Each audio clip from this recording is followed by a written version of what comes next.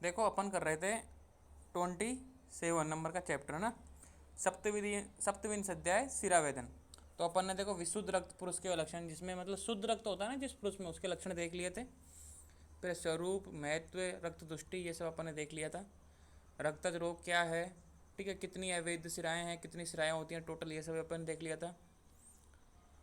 रोगों के अनुसार कहाँ कहाँ पे करना है मैंने बताया था, बस याद कर लेना थोड़ा सा, जो इम्पोर्टेंट बताया था कल।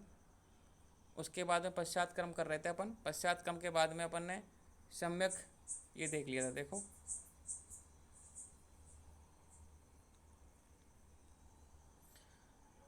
धारा के रूप में द्रुविद, अतिवृद्ध, अपन ने देखा था शिरावेदन के बाद कर्तव्य। यहाँ से अपन स्टार्ट करने वाले थे आज की क्लास, तो यहीं से करते हैं।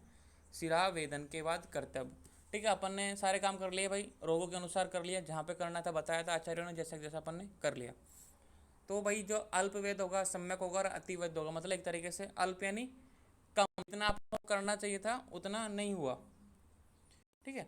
जितना अपन को करना चाहिए था उतना नहीं हुआ, तो फिर क्या करना चाहिए। सम्यक में क्या करना चाहिए भाई, जितना ठीक ठाक हुआ है तो क्या करना चाहिए। और अति मतलब बहुत ज़्यादा हो गया, रक्तस्राव बहुत ज़्यादा हो गया, तब क्या करना चाहिए। तो कर स्टार्ट, शिरावेदन के बाद कर्तव्य। तो अल्पवेद में देखो, मतलब जब जितना करना चाहिए, होना चाहिए था ना रक्तस्रावण, उतना नहीं हो पाया। अल्पवेद मतलब जितना पंचरिंग करनी चाहिए थी उतनी नहीं हो पाई, तो क्या होगा। त्रिकटु, विडंग, हल्दी, तगर, घर का धुआं, लवण प्लस तेल, बार बार कॉल आ रहा है एक दोस्त का, कोई ना, वो क्लास के बाद बात कर लूँगा मैं उससे। त्रिकटु, विडंग, हल्दी, तगर, घर का धुआं, लवण प्लस तेल, इनका लेप बनाकर सिरा के मुख पर लेप करें। कहने का मीनिंग ये है कि अगर मान लो आपने पंचरिंग करना चाहा और कम हुआ पंचरिंग, तो क्या करना है कि त्रिकटु, त्रिकटु में क्या आता है, अब कौन बताएगा त्रिकटु में, क्योंकि याद होना चाहिए आपको क्या आता है त्रिकटु में, कौन बताएगा।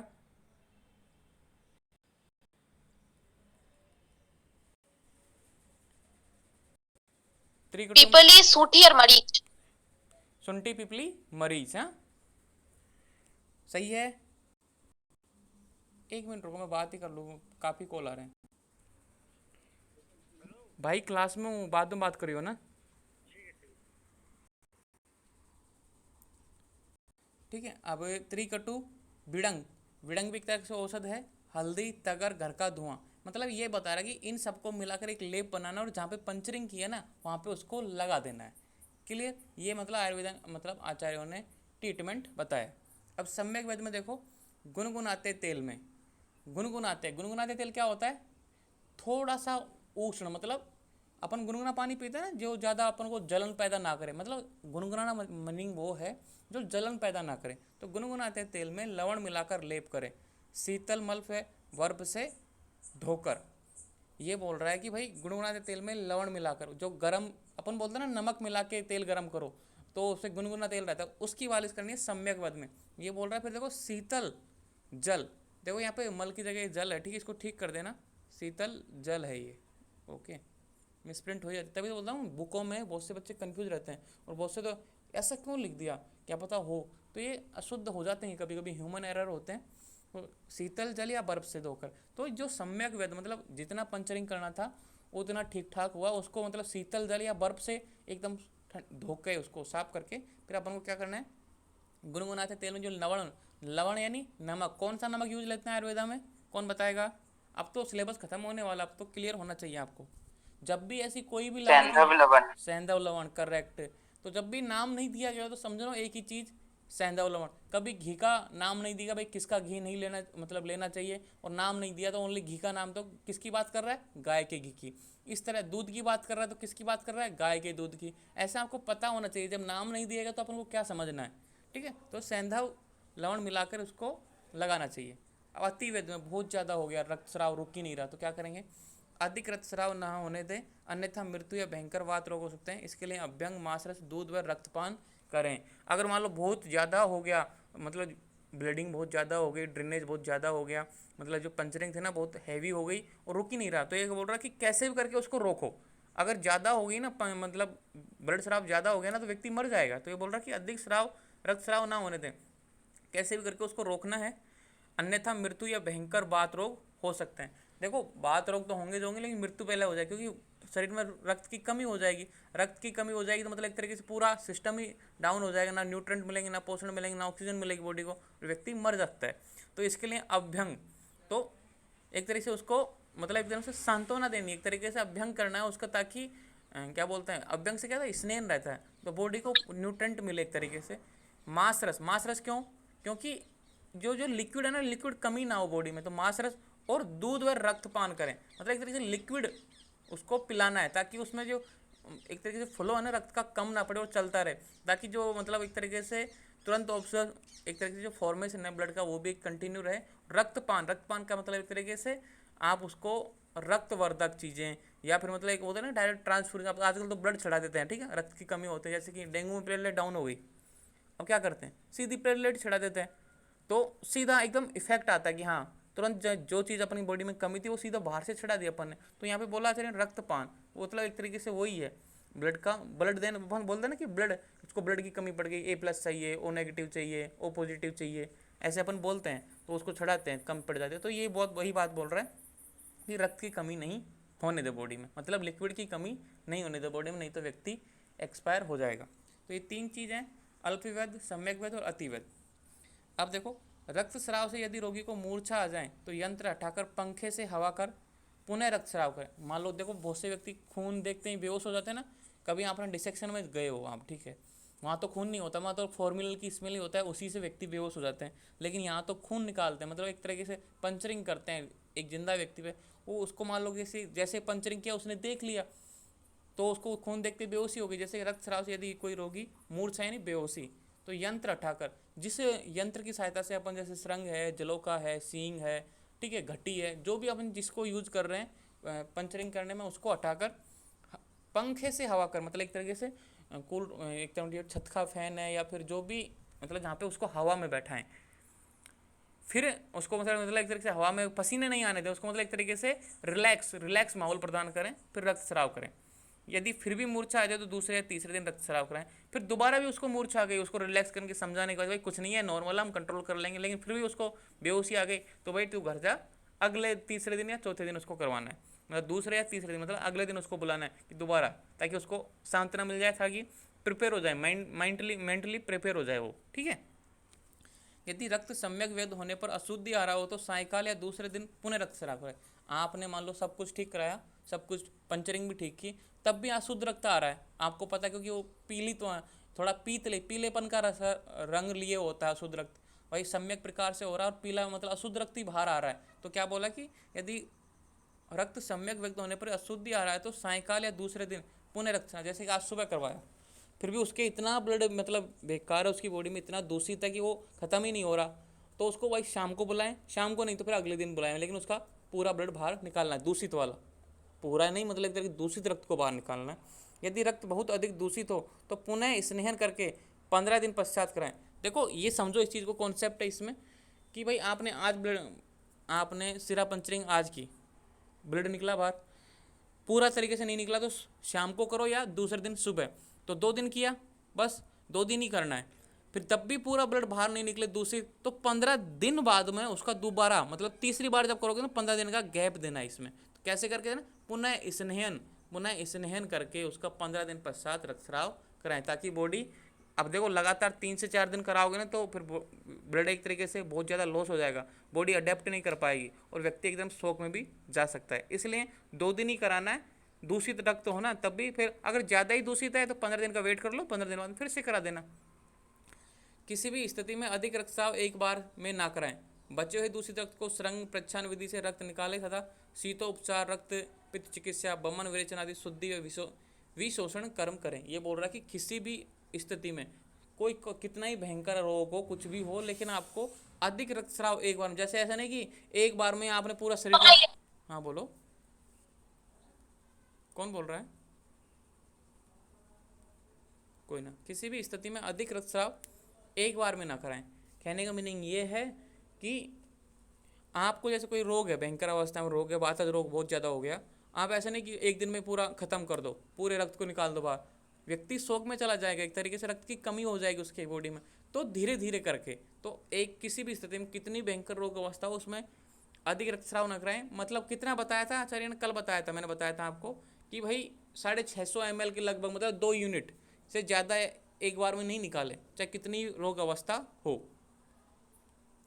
अब देखो, बचे हुए दूषित रक्त को सुरंग प्रच्छान विधि, अब मान लो कि ये तो था सिरा पंचरिंग विधि से, अब मान लो कि दूषित रक्त है तो अपन को क्या करना है, सुरंग प्रच्छान विधि। प्रच्छान विधि क्या था, अपन ने ये कट लगाई थी, एक विशेष अंग पे ये कट लगाई थी नीचे से ऊपर की ओर, ऐसे करके नीचे से ऊपर की ओर कट लगाई थी। पिछले चैप्टर अपन ने देखा था प्रच्छान विधि। या फिर सुरंग यानी सींग, जो ऐसा ऐसा पतला सा सींग था, नीचे से चौड़ा था, उसकी सहायता से ऐसे करके निकाले, थोड़ा थोड़ा करके निकाले, ऐसे नहीं कि एक दिन में पूरा निकाल दिया। पूरा निकालोगे फिर परेशानी आ जाएगी। अब देखो, शीतोपचार, रक्त पित्त चिकित्सा, विरेचन आदि शुद्धि व विशोषण कर्म करे। कहने का मीनिंग ये है कि उस व्यक्ति को शीत उपचार, उसको ठंडा माहौल, जैसे कि पंखे की हवा में बर्फ का ठंडा पानी से नहाना, मतलब एकदम शीतल माहौल, शीतल माहौल प्रदान करना है। रक्त पित्त चिकित्सा, अब आपने ब्लड निकाल लिया, अब मान लो कि ब्लड बहुत ज़्यादा निकाल लिया तो और ज़्यादा ना निकले, जैसे आपने जहाँ पे पंचरिंग की है, ठीक है, यहाँ पे आपने कट लगाई है, प्रच्छान विधि लगाई है, श्रृंग लगाया, वहाँ से खून ना निकले तो अपन क्या करनी है, रक्त पित्त चिकित्सा। रक्त पित्त चिकित्सा क्या होती है कि रक्त पित्त यानी क्या होता है, शरीर के बॉडी के छिद्रों से खून निकलना, उसको रोक देना ही रक्त पित्त चिकित्सा है। तो उन ऐसी चिकित्सा दो ताकि वो खून दोबारा बाहर ना निकले। बमन विरेचन आदि शुद्धि व विशोषण कर्म करें। कहने का मीनिंग ये है कि बमन और विरेचन आदि से शुद्धि व विशोषण कर्म करें। या फिर मतलब जो बचा हुआ दूषित रक्त है ना, उसकी मतलब उसको छोड़, उसको क्या बोलते हैं कि भाई अपन ने पंचरिंग कर ली, खून निकल गया, फिर भी थोड़ा बहुत बच गया, तो आप उसको निकालने की कोशिश नहीं करें, आप उसका बमन विरेचन करवा दें, उससे भी उस व्यक्ति की शुद्धि हो जाएगी।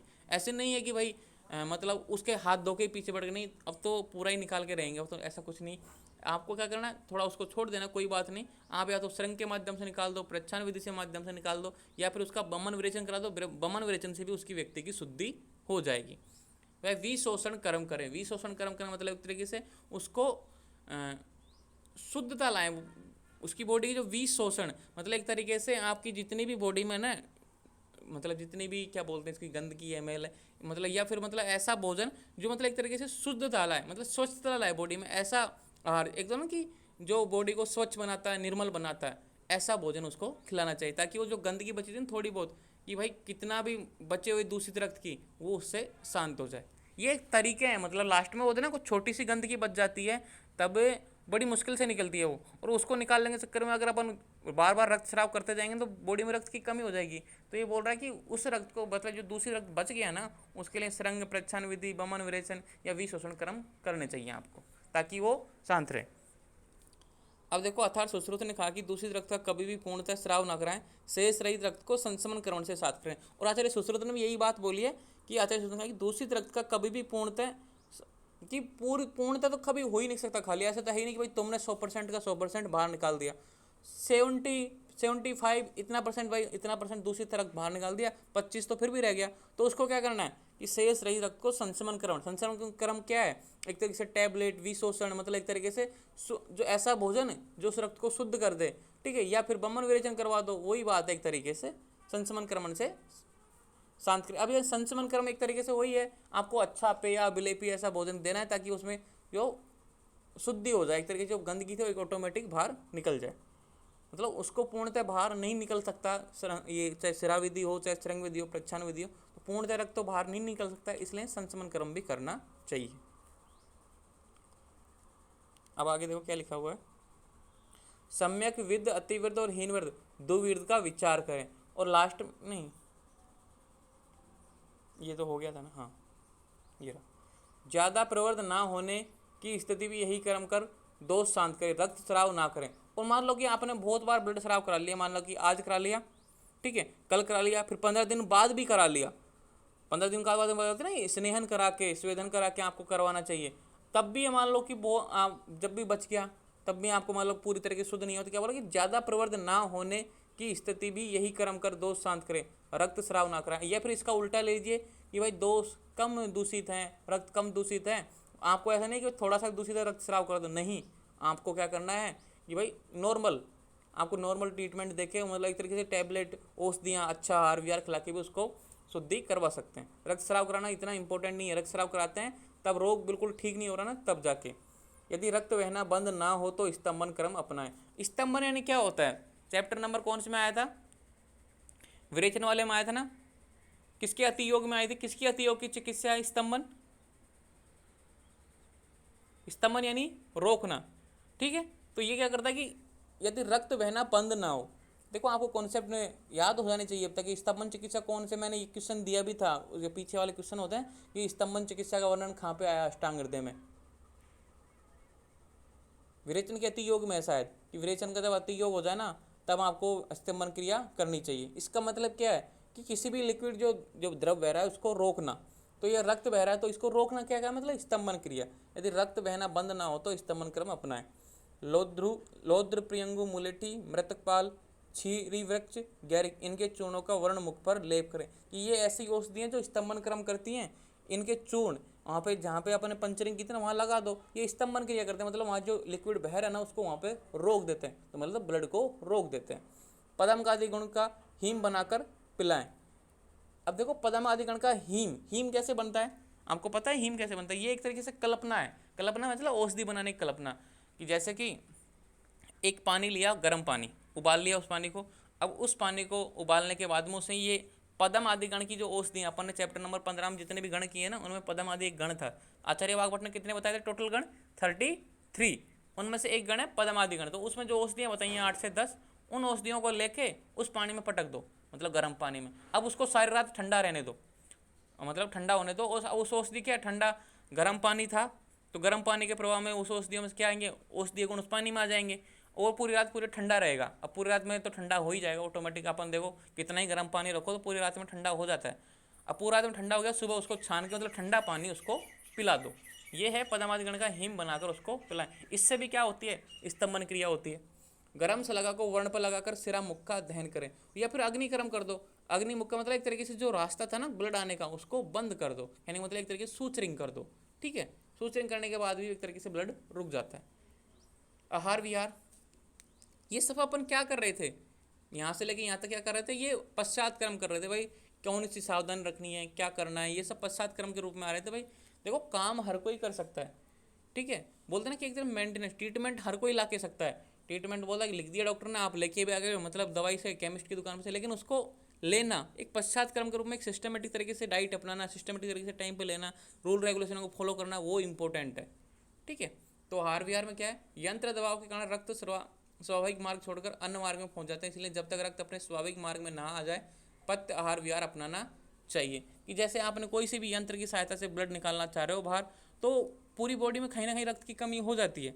तो जब तक पूरी बॉडी में सर्कुलेशन ठीक ना हो तब तक आपको खाने पीने में विशेष ध्यान रखने, मतलब संसर्जन क्रम, वही पेया बिलेपी, ठीक है, यवागु, ये सब का सेवन करना चाहिए। तो संसर्जन क्रम का नाम पता होगा ना, अपन ने बमन वाले चैप्टर में किया था, विरेचन वाले चैप्टर में किया था। संसर्जन क्रम क्यों करते हैं, ताकि एक तरीके से अग्नि को प्रज्वलित कर सकते हैं एक तरीके से, और एक हल्का भोजन होता है। पेया बिलेपी यवागु कृतमासरस अकृतमासरस, ये सब अपन ने सिस्टमेटिक तरीके से दिए थे, वही आपको यहाँ पे पालन करना है। रक्त व अग्नि की विशेष रूप से रक्षा करनी चाहिए, इसके लिए दीपन लघु ना शीतोष्ण आहार लें। इसका मीनिंग है कि रक्त व अग्नि की विशेष रूप से रक्षा करनी चाहिए। कि अब देखो रक्त कमी हो जाएगी बॉडी में, अग्नि भी कम हो जाएगी। अब अग्नि कम क्यों हुई, क्योंकि यहाँ पे संसर्जन कर्म कर रहे हैं, क्यों कर रहे हैं, क्यों अग्नि कम हो गई थी। आपको पता है कि भाई रक्त का आश्रय भाव क्या है, पित्त है। कि रक्त कम हो गया तो पित्त भी कम हो गया, मतलब अग्नि कम हो गई, तो इसलिए संसर्जन का कर्म करवाया अपन ने। और रक्त और अग्नि की मतलब ये डाउन नहीं होने चाहिए बॉडी में, इनको बने रहना चाहिए, इनकी मेंटेनेंस होनी चाहिए। तो इनकी विशेष रूप से रक्षा करनी है। कैसे, इसके लिए आपको दीपन, ऐसा भोजन करो जो अग्नि को दीप्त करे, बढ़ाए। लघु, जो जल्दी से पच जाए, आसानी से पच जाए। ना तो ठंडा भोजन, ना अधिक गर्म भोजन। ये किसका गुण है, रक्त का गुण था ना। अपन ने जब पहला चैप्टर किया था, देखो पहला चैप्टर नहीं है शुरुआत में, कि नहा किंचित शीत और किंचित उष्ण, वीर्य था इसका रक्त का। देखो किंचित शीत किंचित उष्ण, तो वही बता रहा है कि यहाँ पे ये कि रक्त व अग्नि की विशेष रूप से इसके लिए दीपन लघु, ना शीत ना उष्ण। शीतोष्ण का मीनिंग है कि ना शीत ना उष्ण, मतलब मीडियम भोजन आपको करना चाहिए, आहार लेना चाहिए। तो ये बात ध्यान रखनी है ना, कॉन्सेप्ट लगा आपको। देखो पूरा चैप्टर पढ़ लिया, अब लास्ट में आगे 3 चैप्टर बचे हैं, 27 तो चल ही रहा है, ठीक है। 28 29 3 चैप्टर बचे हैं, अब भी कॉन्सेप्ट क्लियर नहीं होंगे, फिर कब होंगे? तो रिवीजन करो, कब करोगे रिवीजन? तो पूरी चीज़ें देखो, संसर्जन क्रम आपको पता है भाई, अग्नि कम हो गई, आप किसी ने पूछा भी नहीं कि भाई संसर्जन क्रम क्यों कर रहे हैं, मैंने ही बताया यहाँ पे कि भाई अग्नि भी मंद हो जाती है क्योंकि रक्त कम हो गया, क्योंकि किसके आश्रय आश्रय भाव से। चैप्टर नंबर 11 में पढ़ा था अपन ने आश्रय आश्रय भाव, रक्त का और पित्त का आश्रय आश्रय भाव पढ़ा था कि नहीं पढ़ा था? तो वो कॉन्सेप्ट क्लियर देखो, तभी तो बताऊँ सारे काम आते हैं। अब देखो ये हो गया चैप्टर पूरा, लेकिन यहाँ पे दोबारा से सारणी बताएगी रक्त का स्वरूप, शुद्ध रक्त अशुद्ध रक्त। शुद्ध रक्त बताया था इंद्रगोप के समान, अलग मतलब एक तरीके से किसके समान थे, अलग यानी लाक्षारस के समान। संगठन गुरु होता है गुण स्निग्ध शीतोष्ण रस मधुर लवण, और स्कंद मतलब सामान्य नॉर्मल टाइम में जितना होता है उतना होता है। अशुद्ध रक्त वही है वातज दृष्टि पित्तज दृष्टि कपज दृष्टि सन्निपातज दृष्टि। वातज के वही अरुण श्याव फेनिल रुक्ष शीत कषाय लोहगंध वेग श्रावी अस्कंद आदि। पित्तज में आसित पीत गोमूत्र चंद्रिका, ये सब मैंने बताया था ना क्लास में, कल वाली क्लास में, कि पातज दृष्टि के लक्षण, पित्तज दृष्टि के लक्षण, कपज दृष्टि के लक्षण, सन्निपात दृष्टि के लक्षण। ये एक तरह के सारणी के रूप में बताया लास्ट में, कि कहने का मतलब ये कि ये इंपॉर्टेंट है, आपको ये करना चाहिए। ठीक है, ये अपन कर लिया था सारा, तो इस तरीके से चैप्टर पूरा हो जाता है। और देखो रिवीजन करो, अभी भी टाइम है, ग्रुप है, कोई समझ नहीं आया तो डाउट पूछो। कब पूछोगे? डाउट तो आते नहीं आपके, मतलब स्टडी नहीं कर रहे हो आप, सिंपल सी बात तो यही है ना। डाउट आते हैं तो मतलब कि पढ़ रहे हैं। तो अब करते हैं इस चैप्टर के क्वेश्चन।